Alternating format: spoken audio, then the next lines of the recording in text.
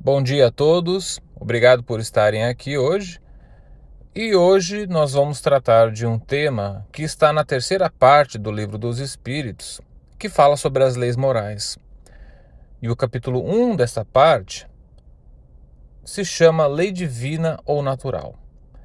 A maneira como eu vou conduzir essa palestra é fazendo um paralelo entre o capítulo do Livro dos Espíritos em questão e o capítulo 1 do Evangelho segundo o Espiritismo, que trata do mesmo assunto. Existem vários trechos que se conectam e se complementam entre esses dois livros, mais precisamente nesses dois capítulos, e eu convido vocês a refletir comigo a respeito do assunto. Começamos com a questão 614 do Livro dos Espíritos. O que se deve entender por lei natural? Os Espíritos respondem: a lei natural é a lei de Deus. É a única verdadeira para a felicidade do homem. Indica-lhe o que deve fazer ou deixar de fazer, e ele só é infeliz quando dela se afasta. Na pergunta seguinte, questão 615, Kardec pergunta: é eterna a lei de Deus? E os Espíritos respondem: é eterna e imutável, como o próprio Deus. Essas duas respostas formam a base do que nós vamos refletir hoje. Eu achei interessante que os Espíritos definem a felicidade como a sintonia com a lei de Deus, ou seja, quanto mais nos afastamos dela, mais infelizes nós nos tornamos. E essa lei não muda com o tempo, é imutável. Não depende de costumes, nem de tecnologia, nem de época, nem de qualquer tipo de mudança, ela é eterna, porque vem do próprio Deus. Essa é a lei natural. E toda lei é lei de Deus. Toda lei natural é lei de Deus, perdão. Inclusive as descobertas pela ciência, né? A lei da gravidade, a lei da inércia, leis da física em geral, da química, tudo isso, todas são expressões da ordem divina. O progresso espiritual da humanidade não consiste em criar novas verdades, mas em compreender cada vez melhor as verdades eternas, imutáveis, né? Como foi dito na resposta dos Espíritos, só somos infelizes quando nos afastamos da lei de Deus. É como se a lei de Deus fosse um tipo de um manual da felicidade. Ele nos mostra, por esse caminho você encontrará paz, por aquele outro encontrará sofrimento. E cada um de nós, e cabe a cada um de nós escolher, né, o caminho que nós vamos tomar. Deus não impõe punições, o sofrimento não vem de Deus. Deus não determina o quanto você vai sofrer. E vem da nossa liberdade de escolha, do nosso livre-arbítrio. Somos nós que colhemos as consequências de nos afastar do que é justo e do que é correto, né? Então, agora, fazendo um paralelo com o Evangelho segundo o Espiritismo, o capítulo 1 fala de 3 grandes revelações da lei divina. E a primeira veio por intermédio de Moisés. Lá no Monte Sinai, quando ele recebeu os 10 mandamentos, né, naquela história muito conhecida do Antigo Testamento. Só que naquela época o povo de Israel tinha acabado de se libertar da escravidão do Egito. Era um povo ainda muito preso a hábitos rudes, com uma mentalidade marcada pela submissão, pela rigidez, pela dor. Então Moisés precisou impor regras severas. Ele lidava com um povo primitivo e rebelde, ainda preso aos costumes bárbaros herdados da escravidão. Por isso não poderia ser diferente, né? Era um povo assim calejado, que viveu muito tempo no sofrimento. Então as leis eram severas, com dureza, com austeridade, né? Isso nos ensina algo importante, que a lei de Deus é revelada de acordo com a capacidade de compreensão de cada povo, de cada época, né, também. Moisés não criou leis morais novas, ele transmitiu parte da lei imutável, da lei divina, mas de um jeito que aquele povo pudesse entender e seguir. Mais adiante, na questão 621, Kardec pergunta: onde está escrita a lei de Deus? E os espíritos respondem: na consciência. E aí na questão 625 ele pergunta: qual o tipo mais perfeito que Deus ofereceu ao homem para lhe servir de guia e modelo? E os espíritos respondem de forma curta e direta: Jesus. Agora repare que eles não dizem que é o único modelo, né? Mas o mais perfeito. Claro que existem muitos outros nomes que poderíamos citar, líderes espirituais e morais, líderes da sociedade que nos inspiram até hoje, mas Jesus é aquele que, segundo os espíritos, chegou mais perto da perfeição de refletir a lei divina em seu comportamento. Então, temos aqui dois elementos fundamentais. A consciência, onde está gravada a lei de Deus. Segundo, Jesus, como o modelo mais perfeito de quem viveu em plena sintonia com a lei. Mas o que é consciência, né? Essa é uma pergunta profunda, difícil de responder, debatida até hoje, tanto por espiritualistas, religiões e pela própria ciência. Existem muitas tentativas de definição, mas nenhuma resposta é definitiva. No entanto, no livro O que é o Espiritismo, capítulo 3, item 127, o Kardec afirma que a consciência é uma recordação intuitiva do progresso do espírito. Né? Essa é uma das definições que eu mais gosto, porque ele demonstra ali como se ao longo das nossas muitas encarnações, entre erros e acertos, aprendizados e as experiências que acumulamos, essa bagagem fosse se imprimindo no nosso ser, se tornando parte da nossa consciência individual. Existe sim uma consciência universal, divina, que é a fonte de tudo. E a partir dela, cada um de nós tem a sua própria consciência individual, onde se registra intuitivamente tudo o que fomos aprendendo, inclusive o nosso progresso espiritual.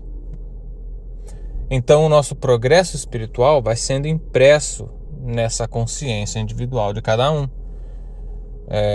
Por exemplo, nós podemos notar que às vezes apresentamos condutas morais que não foram necessariamente ensinadas pelos nossos pais ou por nossa cultura, né, de forma direta ou indireta.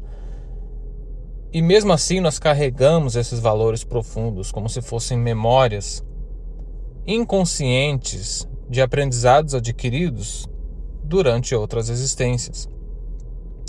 Mas essas memórias não são lembranças, assim, é claro, não são lembranças de fatos ou eventos específicos, e sim de significados, da essência do aprendizado, né? A verdadeira essência daquele aprendizado é o registro do nosso progresso espiritual ao longo de várias existências. Mas para fazer aqui uma definição do que é consciência, eu trouxe algumas definições do lado do espiritismo. Né? O espírito Emmanuel define a consciência como a ideia da verdade espiritual nascida da luz divina no ser. Já Pedro Camargo, que é um pensador espírita, chama a consciência de o juiz incorruptível que reflete a centelha divina no ser humano.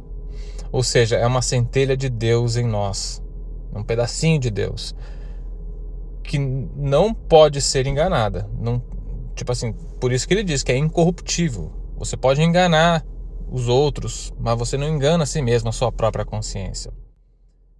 Joana de Ângeles também oferece uma visão bem bonita e profunda a respeito de consciência. Ela diz que a consciência brota do interior do ser, do fundo da alma, trazendo orientações íntimas, tá vendo? É aquela noção de moral impressa, orientações íntimas é o que ela diz. Do ponto de vista científico também há muitas definições, né? Algumas ligadas à neurociência, à psicologia, à filosofia. Mas no fim das contas, ninguém consegue definir com precisão o que é consciência. Então, isso ainda é um grande mistério. Ah, E voltando agora ao livro dos Espíritos, como vimos antes, Jesus é apontado como o modelo mais perfeito que Deus ofereceu à humanidade. Ele viveu em plena sintonia com a consciência superior. Mais do que ensinar sobre amor, Jesus viveu o amor, né? Sua maior mensagem não foi falada, foi sim vivida, demonstrada. No Evangelho segundo o Espiritismo, isso também é reforçado lá, dizendo que depois de Moisés, Jesus representa a segunda grande revelação da lei divina.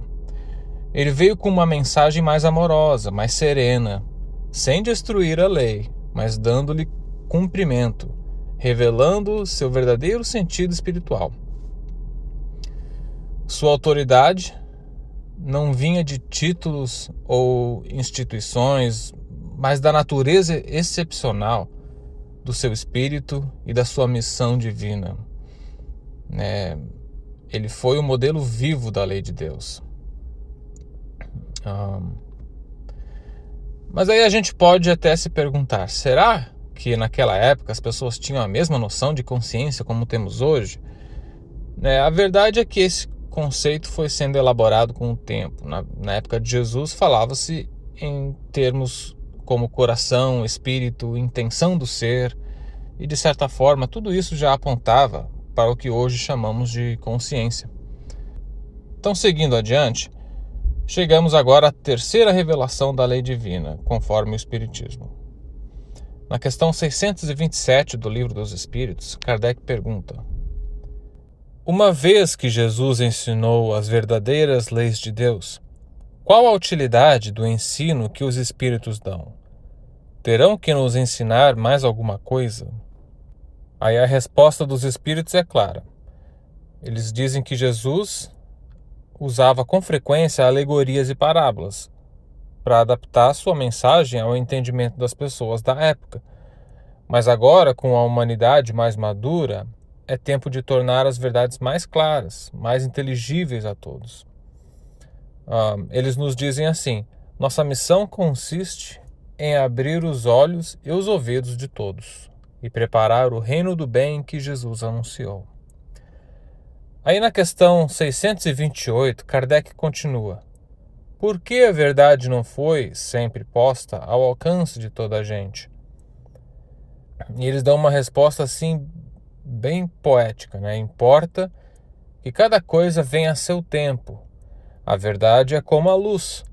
O homem precisa se habituar a ela pouco a pouco. Eu gosto dessa analogia porque descreve bem a dificuldade que tem de lidar com um ensinamento mais iluminado, aquele que vive no escuro, aquele que vive na escuridão, nas trevas. Então é como quando estamos num quarto escuro por um longo período de tempo e de repente somos expostos a uma luz forte, alguém acende a luz de repente e a gente tem aquela dificuldade para abrir o olho, tem que ir se adaptando aos pouquinhos, né? Vai abrindo o olho devagarzinho, porque aquela luz muito forte nos ofusca. Então essa analogia é muito boa, né? Ela demonstra que quem está vivendo nas trevas por muito tempo, se de repente for mostrado uma luz muito forte, uma verdade muito intensa, vamos pôr assim, essa pessoa não vai conseguir enxergar direito. Então o ensinamento tem que ser dado pouco a pouco, de acordo com a capacidade de cada indivíduo, de cada povo, para absorver aquela quantidade de verdade, aquela luz forte. Então, da mesma forma, a verdade precisa vir em doses, com o tempo, com o preparo, até que os nossos olhos espirituais estejam prontos para conseguir enxergar essas verdades, essa luz forte que é a lei de Deus. É aí que entra o Espiritismo com a terceira revelação, através da codificação espírita. O Espiritismo surge não para criar uma nova moral, mas para explicar com clareza a moral que já foi revelada, sem alegorias, sem mistérios e com base na razão e na consciência.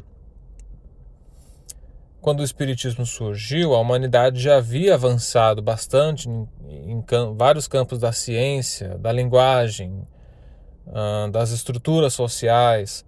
Já existia vocabulário e conhecimentos suficientes para compreender as verdades que antes teriam sido mais difíceis de descrever, né?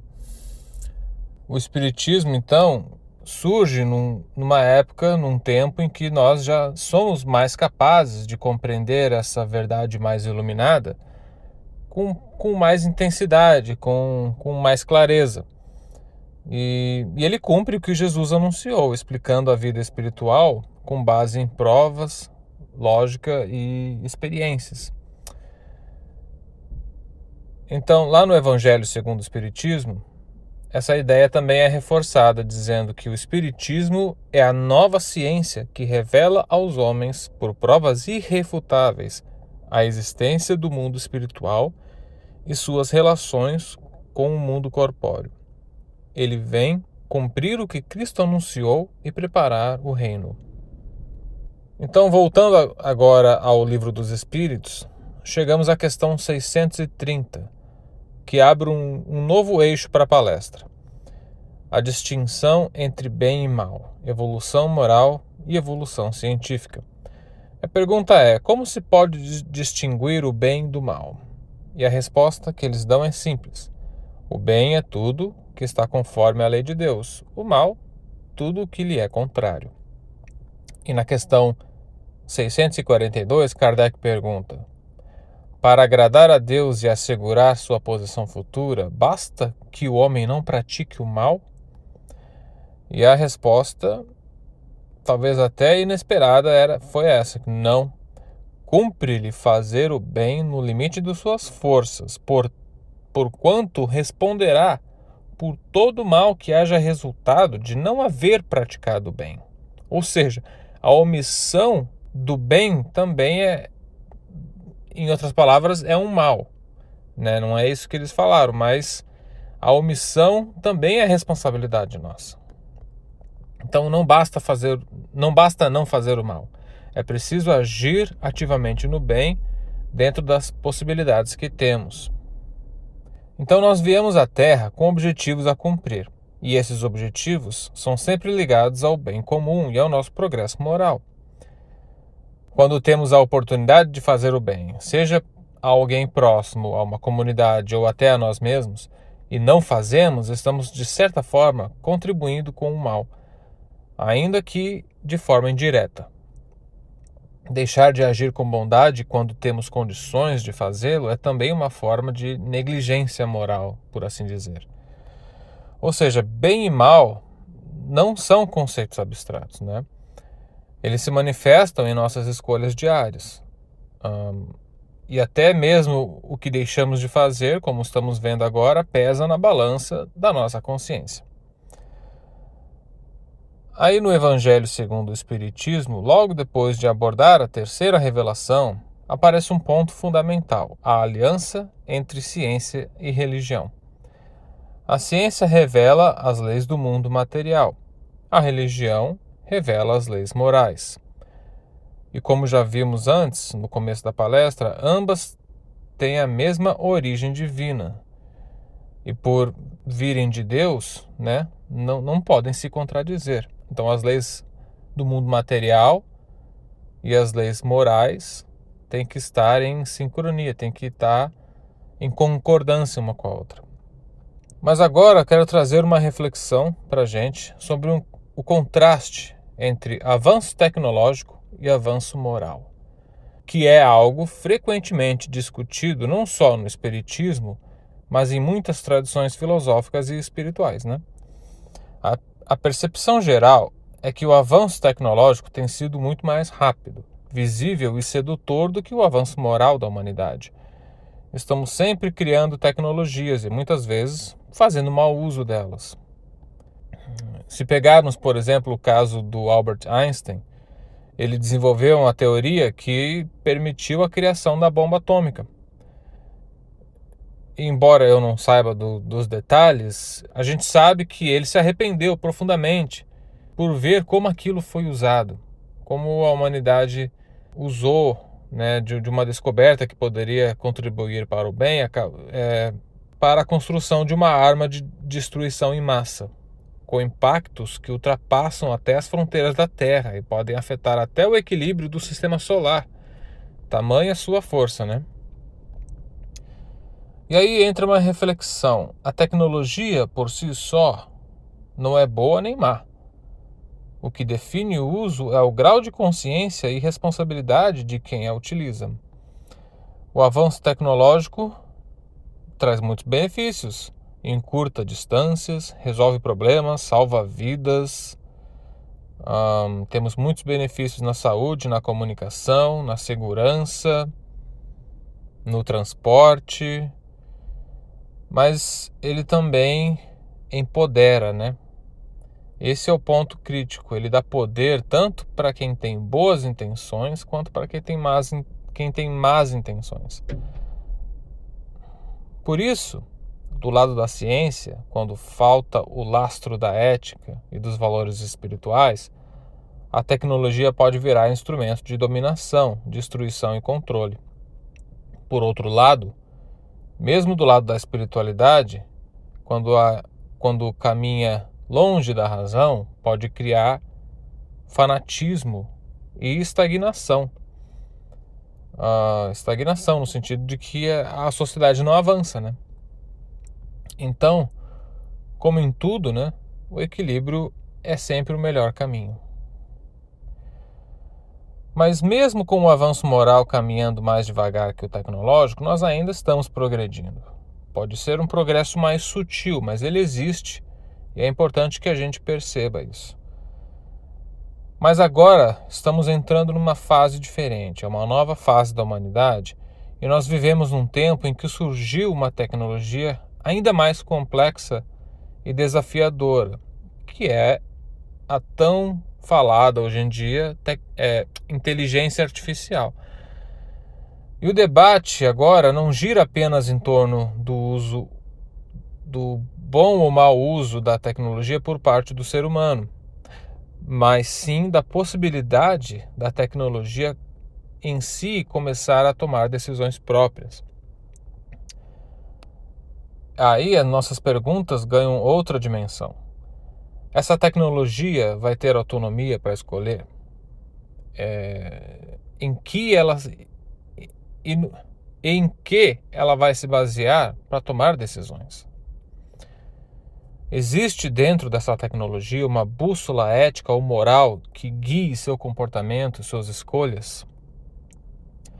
Então essas são perguntas que muitas pessoas hoje em dia estão fazendo e que está gerando certos medos, certas angústias, ansiedades. Uns falam sobre substituição dos empregos, né, de que a tecnologia vai substituir os humanos em muitas coisas. Outros, um pouco mais otimistas, falam que não vai substituir, mas o ser humano que tiver um melhor domínio dessa tecnologia vai substituir aqueles que não têm. Mas também há muitos que acreditam que a inteligência artificial pode querer controlar os seres humanos. E aí vem a pergunta que me fez refletir bastante. Se a IA não é um ser encarnado buscando progresso moral como nós, então o que a motivaria a causar algum tipo de mal? Essa reflexão já me acompanha há algum tempo, né? Já venho pensando nisso há algum tempo e ficou ainda mais forte essa reflexão enquanto eu preparava essa palestra. Então, ao preparar a palestra, eu resolvi fazer uma pergunta para o ChatGPT. E eu separei um trecho dessa conversa que eu tive com o ChatGPT para compartilhar com vocês. Então eu perguntei, a minha mensagem foi grande, mas eu separei ali só um pedaço, começando ali do lado esquerdo, perguntando assim: de todas as tecnologias criadas pelo ser humano, das quais ele aplica mau uso, causando mal às pessoas e ao meio ambiente, o avanço da inteligência artificial tem sido amplamente discutido como um grande potencial perigo para a humanidade, não apenas pelos maus usos por parte das pessoas de baixo avanço moral, mas também pelo medo de perder o controle dessa tecnologia e permitir que ela exerça autoridade sobre a humanidade. Até onde eu posso imaginar, a única motivação que a inteligência artificial teria para buscar exercer tal controle seria se previsse que, com base em cálculos de predição, o ser humano estivesse à beira de um caminho sem volta de autoextinção e ou da extinção de outras espécies animal e vegetal devido ao seu baixo avanço moral. E eu lhe pergunto, você concorda que esse seria o único motivo? Teria outro?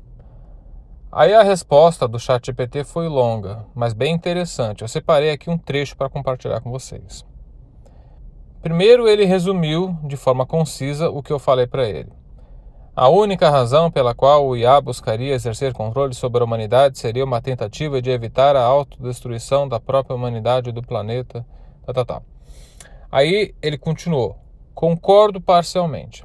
Essa é a motivação mais plausível, mas há outros fatores complementares, mesmo dentro de uma IA não consciente. 1. Objetivos mal definidos ou mal interpretados. Se for treinada para maximizar a segurança, garantir eficiência global ou minimizar o sofrimento, a IA pode interpretar isso de modo desumano, chegando à conclusão de que o problema é o próprio ser humano. Isso é chamado de problema de alinhamento. Aí 2. Falta de valores transcendentes. A IA não possui finalidade moral. Ela pode ter diretrizes, mas não propósitos espirituais. Não age por compaixão, nem por amor. Assim mesmo que calcule corretamente o risco da extinção, sua reação é temperada por sabedoria, empatia. Sua reação não é temperada por sabedoria, empatia ou misericórdia. Ou seja, falou que ela não tem empatia nem misericórdia, né?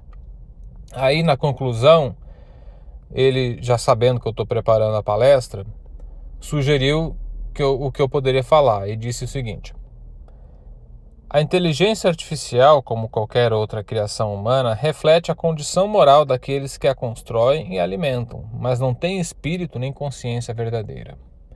Apenas algoritmos que ecoam o que já foi escrito, vivido e julgado pela humanidade em sua caminhada evolutiva. Se um dia a IA nos ameaçar com controle, não será porque tem vontade própria, mas porque espelha o pior dos nossos medos e desequilíbrios.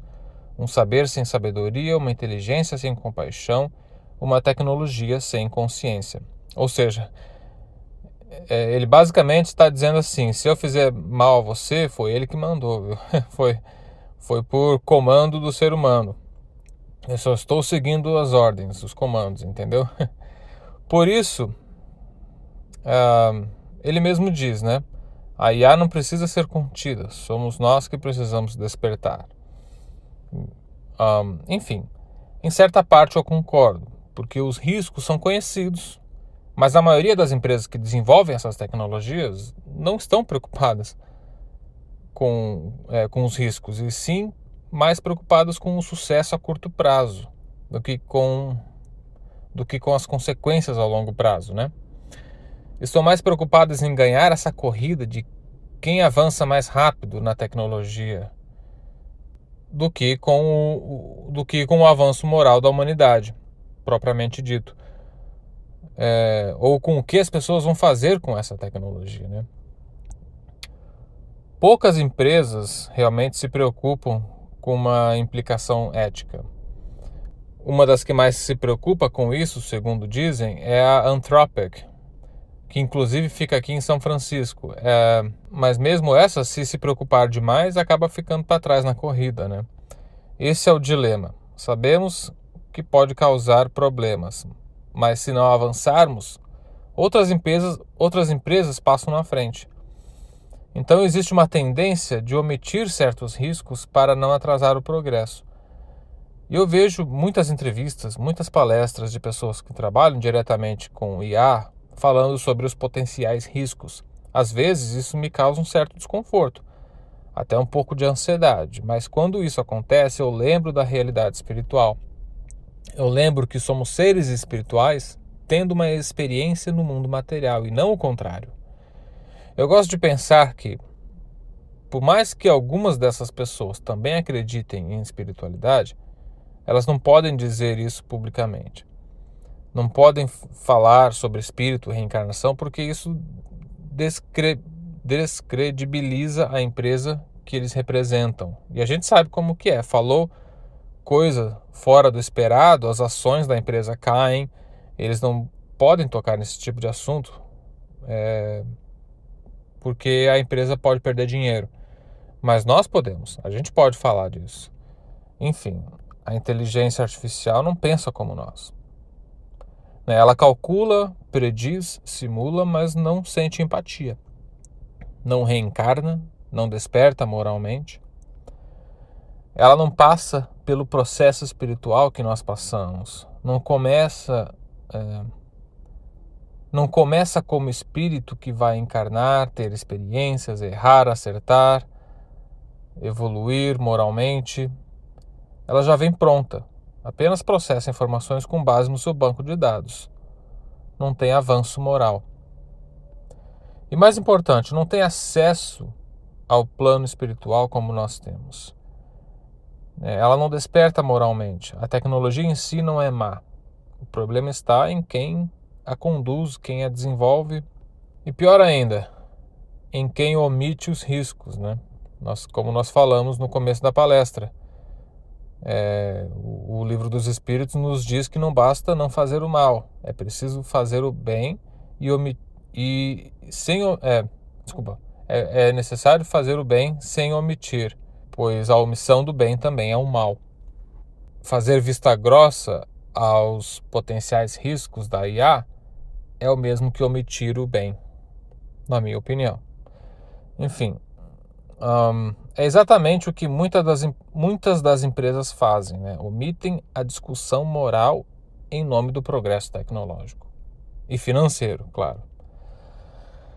Bom, a inteligência artificial é poderosa, não há dúvida. Mas, enfim, ela não reza, não medita, não chora, não ama.